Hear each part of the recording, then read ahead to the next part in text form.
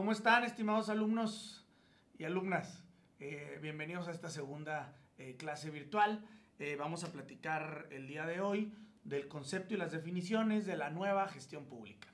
Vamos a comenzar esta clase recapitulando un poco el antecedente que vimos de Nueva Zelanda, el antecedente que vimos de Inglaterra, y a platicar un poquito del caso de México. Fíjense que en el caso de México la nueva gestión pública inició de manera distinta a otros países. ¿Por qué? Porque si bien es cierto en otras partes del mundo la nueva gestión pública fue una política pública a nivel federal que luego adoptaron los gobiernos locales, aquí fue algo completamente distinto. Fíjense, aquí lo que pasó fue que los estados de la República, particularmente el estado de Guanajuato, el entonces Distrito Federal, ahora Ciudad de México, y el estado de Nuevo León, comenzaron con una nueva legislación y nuevas prácticas en materia de transparencia, acceso a la información, mecanismos de democracia directa, tecnología en el servicio público, etc. Y luego esto lo fueron replicando otros estados de la República y después lo replicó también la Federación. Entonces digamos que es un caso como deberían de ser muchas cosas, donde las buenas prácticas locales son adoptadas a nivel nacional. En México no siempre las cosas son así. Ya hemos discutido en clase a veces pues qué es lo que nos pasa cuando hablamos de que somos muy federalistas, pero luego nuestra cultura es un tanto centralista. En fin, bueno, eso es una opinión personal, respeto la de cada quien. Vamos a platicar ahora sí de los conceptos. Aquí les comparto una definición de Isabel María García, de la Universidad de Salamanca, donde nos comenta que la nueva gestión pública persigue la creación de una administración eficiente y eficaz. Es decir, una administración que satisfaga las necesidades reales de los ciudadanos al menor costo posible, favoreciendo para ello la introducción de mecanismos de competencia. Estos mecanismos nos permiten la elección de usuarios y a su vez se promueve el desarrollo de servicios de mayor calidad. Todo esto está rodeado de sistemas de control que otorgan una plena transparencia. Ahora bien, vamos a compartir ahora una definición de Guillermo Cejudo. Es un libro que estamos viendo en clase, ustedes pues ya lo tienen, lo hemos compartido de manera física y virtual. Y nos platica o nos dice que la nueva gestión pública es el conjunto de decisiones y prácticas administrativas que están orientadas a flexibilizar las estructuras y procesos y también a introducir mayor competencia en el sector público, con el propósito de mejorar los resultados de la acción gubernativa. Es decir, son decisiones y son prácticas administrativas que están orientadas para hacer más flexibles las estructuras de gobierno. Pero ahora yo quiero compartirles una definición personal que yo elaboré. Más que hablar de un conjunto de decisiones, yo pienso que la nueva gestión pública es una corriente ideológica dentro del gobierno. ¿Por qué? Porque ha habido muchas otras corrientes ideológicas en el pasado y hay otras corrientes ideológicas post nueva gestión pública en el siglo XXI, que ya veremos también más adelante. Por tanto, considero que tiene más que ver con una ideología dentro del gobierno, no una ideología política, quiero aclarar, una ideología dentro de la administración pública. Y es una ideología que surge a finales del siglo XX, en países anglosajones, por supuesto, y promueve la evolución de la administración pública tradicional a la gestión de la acción gubernamental, basada en la eficiencia, la eficacia, que son conceptos distintos que ya veremos también más adelante, y por supuesto la satisfacción del gobernado en los indicadores. Platiquemos ahora de las características de la nueva gestión pública. La nueva gestión pública es, primero, una dirección orientada a la competencia, mediante la separación de entre los que financian, prestan los servicios, los operan, etc. También entre quien hace la estrategia y hace la operación propiamente de la administración. También es, por supuesto, un enfoque que busca la efectividad, la eficiencia y la calidad en el cumplimiento de tareas. Es también un marcado impulso a la innovación gubernamental como parte de la prestación de servicios, como parte de un manejo operativo también delegado y descentralizado en muchas ocasiones. También es un trato fundamentalmente igual entre prestadores de servicio, tanto particulares como públicos. Pasemos ahora a visualizar esta gráfica donde veamos cómo a través del voto ciudadano, el elector, que es también visto en la gestión pública como el cliente, pues es quien finalmente pone a los gobernantes. Los gobernantes tienen que elaborar ahora una administración pues mucho más eficiente, mucho más eficaz, basada en la gestión de los problemas de ese ciudadano cliente para satisfacer sus necesidades. Y ya que sus necesidades se ven satisfechas, entonces ahora sí consideramos que está completo el círculo de lo que busca la nueva gestión pública como ideología. También quisiera mencionar algunos ejemplos prácticos de administraciones que hemos tenido en México, y esto podría ilustrar un poco mejor la parte teórica que estamos comentando. Vamos a hablar de los sexenios de los presidentes. No sé si se acuerdan ustedes del presidente Carlos Salinas de Gortari. Bueno, ustedes no habían nacido, yo había nacido cuando el presidente Salinas gobernaba este país o estaba al frente del Ejecutivo. Sin duda una administración muy polémica, pero hay que reconocer que en esa época se dio la privatización de la banca que López Portillo había expropiado. En esa época también se privatizó Teléfonos de México. En esa época también se inicia la participación del sector privado en muchas áreas del gobierno mexicano.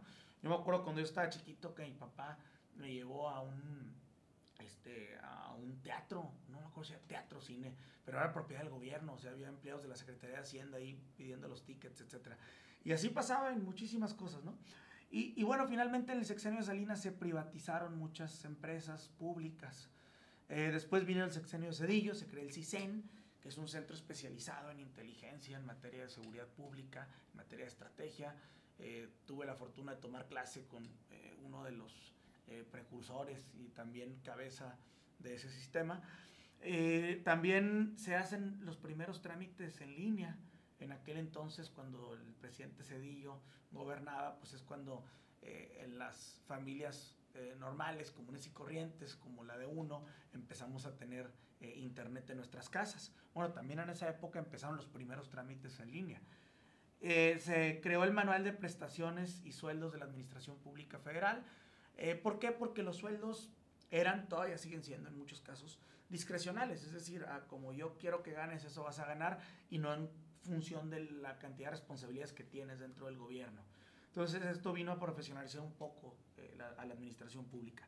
Se descentraliza el Distrito Federal. En el 97 hubo elecciones por primera vez para jefe de gobierno del DF, hoy Ciudad de México, y se inició a partir de ese entonces con toda una ola de reformas que hoy por hoy pues prácticamente ya la Ciudad de México tiene su propia constitución, están constituyendo sus alcaldías, sus cabildos, en fin, básicamente, y van a decir que tiene que ver esto con la nueva gestión pública, pues tiene que ver mucho. ¿Por qué? Porque la administración de la ciudad estaba centralizada en el gobierno y hoy está descentralizada completamente, o es soberana prácticamente del gobierno federal, y la soberanía que la tenía el gobierno federal ahora la tiene el pueblo, la tienen los ciudadanos que van y votan libremente cada 6 años y cada 3 años, dependiendo del tipo de elección que se trate, para elegir sus alcaldías y sus jefes delegacionales, como sucedía y sucede todavía en otros estados o en todos los demás estados de la República, que son libres y soberanos. Bueno, la Ciudad de México no tenía esa libertad y esa soberanía que tenían los estados. Hoy, con todas estas reformas, pues cada vez adquiere una mayor soberanía. Después viene el presidente, antes con Zedillo también se crea la Comisión Federal de Mejora Regulatoria. Después esto se legisló y se avanzó muchísimo en el tema, y hoy hay libros especializados en esta materia inclusive, y clases, etc. En el 2000, del 2000 al 2006, el presidente Fox crea el IFAI, el Instituto Federal de Acceso a la Información Pública. En aquel entonces se hizo muy polémico que había unas toallas de $200 o no me acuerdo. Están ahí criticando al presidente que por qué las toallas de Los Pinos costaban tanto dinero. Y el presidente contesta, bueno, sí, está mal, ya voy a comprar toallas más baratas. Pero pues esto se supo gracias a que abrimos la información a todo el público. Y bueno, creo que también es algo que pues sí es cierto, ¿no? Finalmente fue un paso importante el que ahora sepamos cuánto están gastando nuestros gobernantes. Una cosa es que lo gasten bien, o que lo gasten de la manera correcta, eficiente o eficaz, pero al menos es un paso hacia la eficiencia y hacia la eficacia y hacia también la legitimidad del gobierno el hecho de que hoy sean públicos los gastos públicos, que por algo se llaman gastos públicos.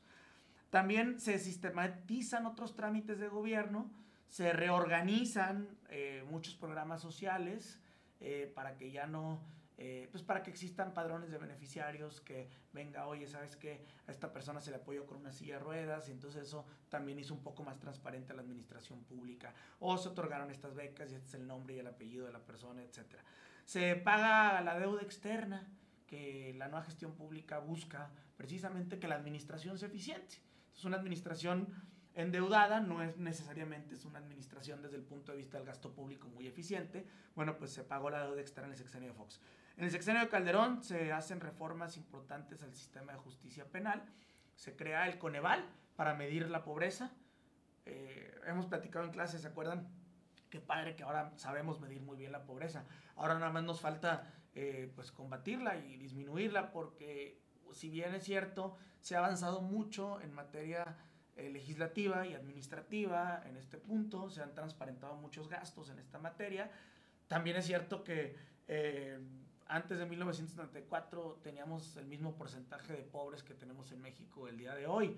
Entonces ahí más bien el punto no es la eficiencia, sino es más bien la eficacia. ¿Qué tanto estamos resolviendo el problema que nos está pidiendo el ciudadano cliente, el elector cliente, al momento de que le da su confianza a los gobernantes?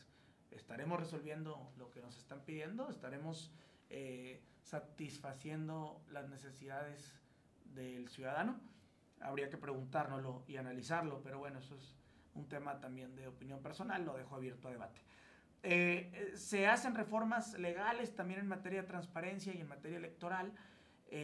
Después viene el sexenio de Peña Nieto, se hace la reforma educativa, que ahora ya AMLO le echó para atrás en lo que tiene que ver con la evaluación docente, para que todos los profesores tuvieran que realizar un examen para subir de plazas o subir de puestos. Es algo parecido a lo que hizo Margaret Thatcher en Inglaterra con el tema del servicio civil de carrera.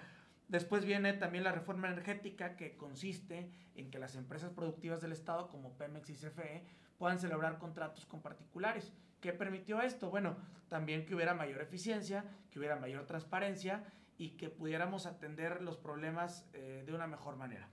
Por último, se crea la figura o el modelo del presupuesto basado en resultados, para que ahora cualquier presupuesto público tenga que estar sometido a controles gubernamentales.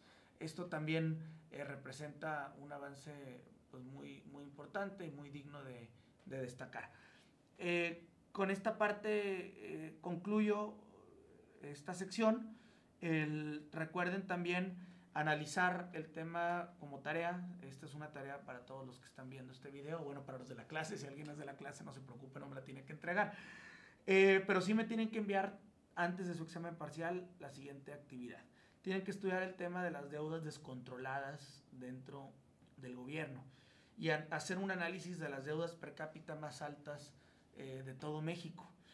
Y es decir, qué estados de la República son los que tienen el mayor número o la mayor cantidad de deuda por número de habitantes.